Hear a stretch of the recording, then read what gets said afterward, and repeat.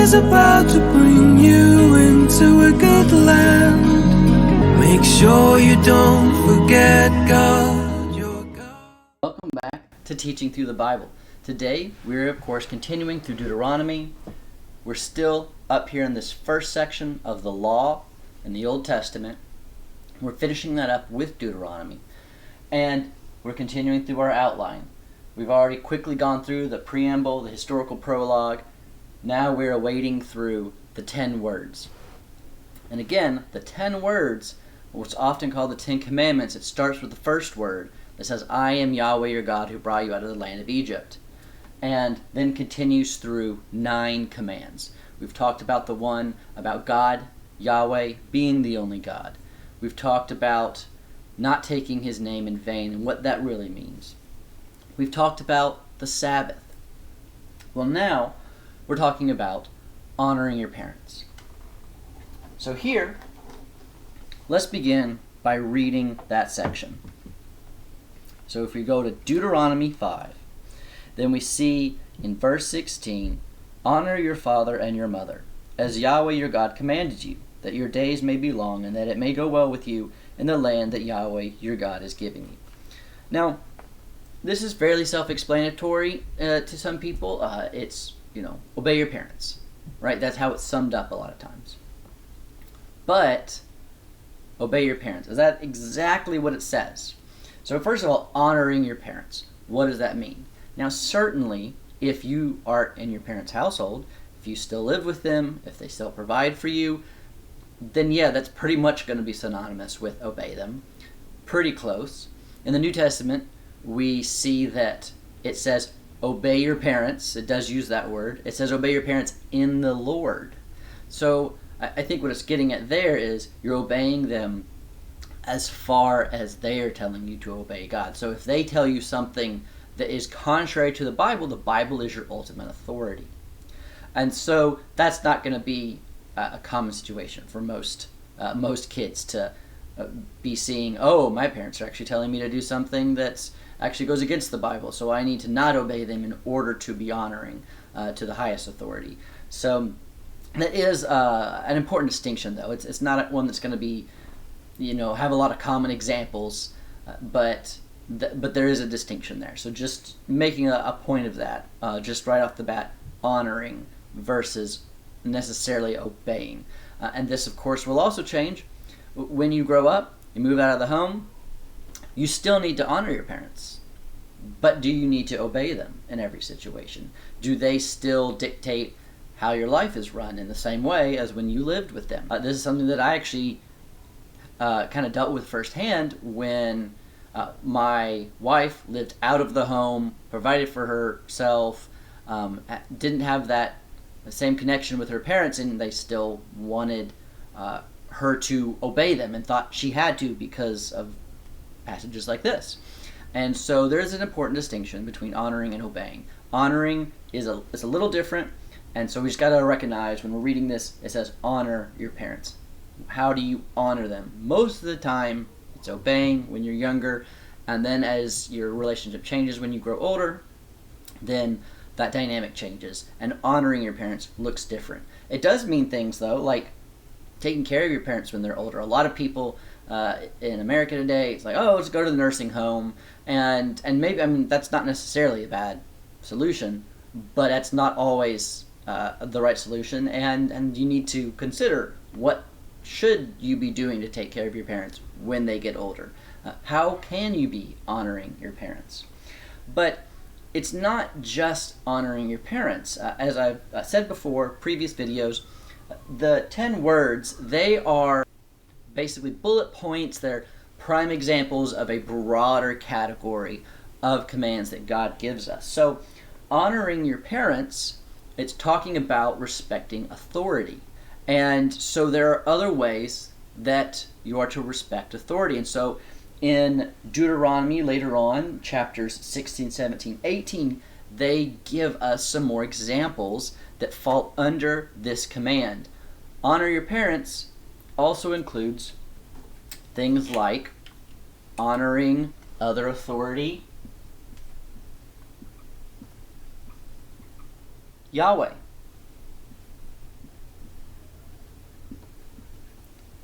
judges,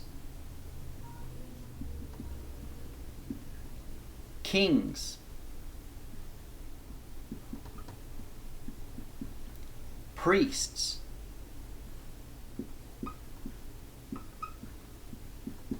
and prophets. These are all people whose authority you should honor. If God gives legitimate authority to someone, then you need to honor that legitimate authority. So, with Yahweh, we see in these chapters giving sacrifices. Now, giving sacrifices could sound like something that belongs to Leviticus. It could look like something that belongs in the section we saw earlier, a few videos ago, about worshiping only the true God. But here, it's here as well because giving sacrifices is honoring to God, and so God's people must be giving sacrifices to show them honoring Him. But it's not just Yahweh. Everything else kind of comes after Yahweh because everything else God has given these people as authorities on earth that should be following His example in different ways.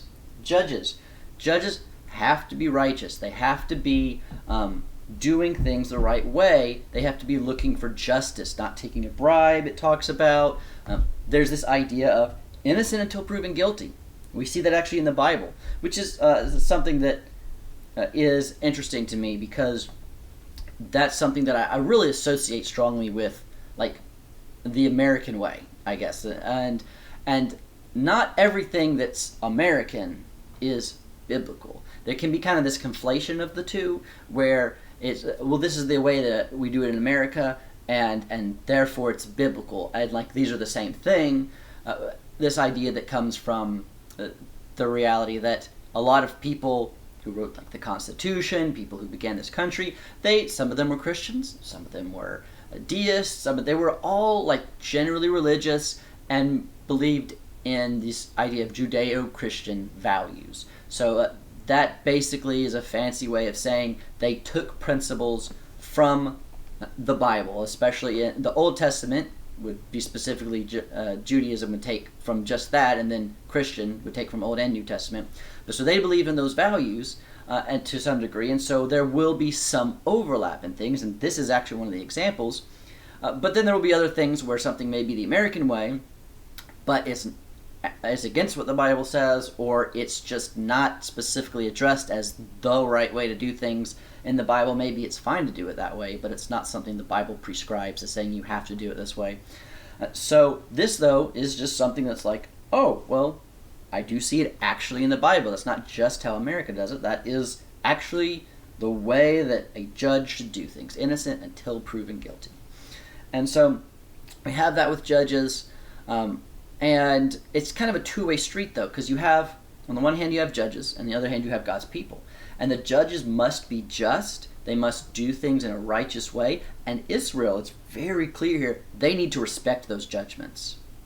They can't just be questioning this all the time and just disagreeing all the time when they don't get the result they like. They need to respect those judges.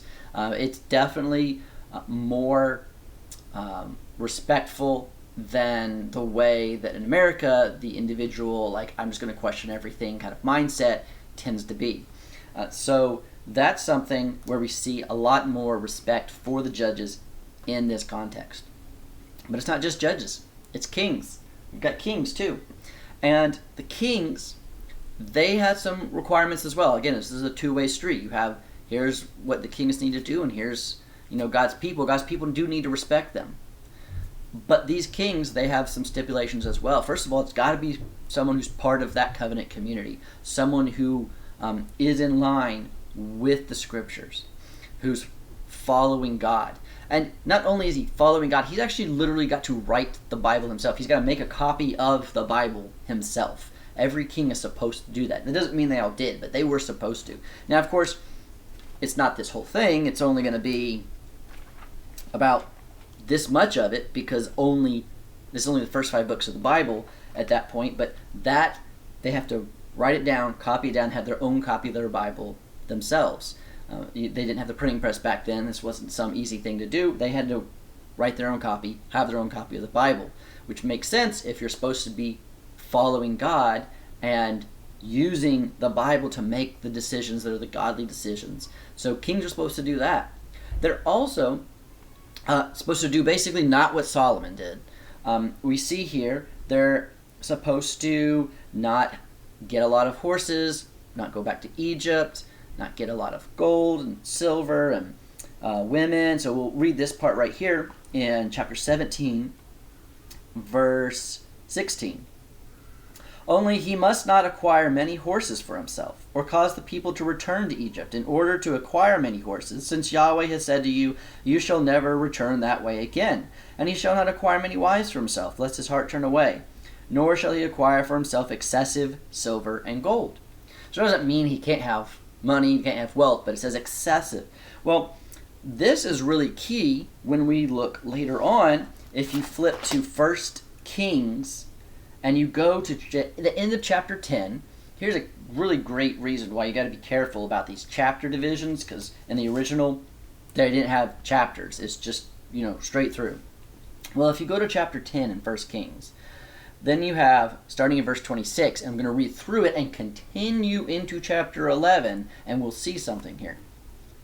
And Solomon gathered together chariots and horsemen. He had 1,400 chariots, 12,000 horsemen, whom he stationed in the chariot cities, and with the king in Jerusalem. And the king made silver as common in Jerusalem as stone, and he made cedar as plentiful as the sycamore of the Shephelah. And Solomon's import of horses was from Egypt and Cu, and the king's traders received them from Cu at a price. A chariot could be imported from Egypt for 600 shekels of silver, and a horse for 150. And so, through the king's traders, they were imported to all the kings of the Hittites and the kings of Syria. Now King Solomon loved many foreign women, along with the daughter of Pharaoh, Moabite, Ammonite, Edomite, Sidonian, and Hittite women, from the various nations concerning which Yahweh had said to the people of Israel, you shall not enter into marriage with them. And so, here, when you have the split, it can look like, oh, great things. He was wealthy, that's a great thing. He had all these horses and chariots, that's a great thing, but he also had all these women, and that's a bad thing. And when you have that chapter split, which starts that section on he has all these women, then it's easier to even see these as two things. You have the good stuff and you have the bad stuff. But if we have this context back in Deuteronomy, don't have a bunch of horses, don't get them from Egypt, don't have excessive gold and silver, and don't have many wives, then we see actually this is all one section. This split here that cuts off the chapter and goes into chapter 11 after that, we should be reading this all as one thing. Because it says, guess what? Solomon had a bunch of chariots and horses, got them from Egypt, had excessive gold and silver, and had a bunch of women. So it's showing that he's doing exactly the opposite of what Deuteronomy said. Wasn't paying too much attention, didn't care what Deuteronomy said there. So this is all of this is negative. Even the being wealthy, this isn't like, oh look, God's blessing him. This is actually a negative statement. And if we know the context from Deuteronomy, then we realize that. But if we don't, it's very easy to read part of that as a very positive statement and the other part of it as a very negative statement. So we got to know the earlier parts of the Bible to better understand these later parts that we'll come to at a later time. So that's the kings. Then you get to priests. We've talked a good bit about priests, particularly in Leviticus. But we have them here as well. They also make judgments, so there's kind of an aspect of being judges there to a degree. But also, the people were supposed to give their tithes to the priests, and that's actually what provided for the priests. The priests needed that to be able to sustain themselves. And so in order to have that, the Israelites needed to respect their priests and honor them in that way. And lastly, we have the prophets. Now, a priest is basically, they're essentially, their job is they represent God's people to God, and a prophet represents God to his people. It's not exclusively that, but that's the basic summary of it. And prophets, they're supposed to communicate from God to his people. But we mentioned this back when we were looking at the command on not taking Yahweh's name in vain, because this context added to that. But here we see specifically the part about knowing a true prophet versus a false prophet. A true prophet, when he says something, it will come true. A false prophet, when he says something, you'll know that he's false if it doesn't come true. You'll also know it's false if he's telling you something that's opposed to something that God's already said. If he says, hey, I want you to go follow other gods, well, that's a false prophet. But if he says something and it's not true, you can ignore him. False prophet versus true prophet.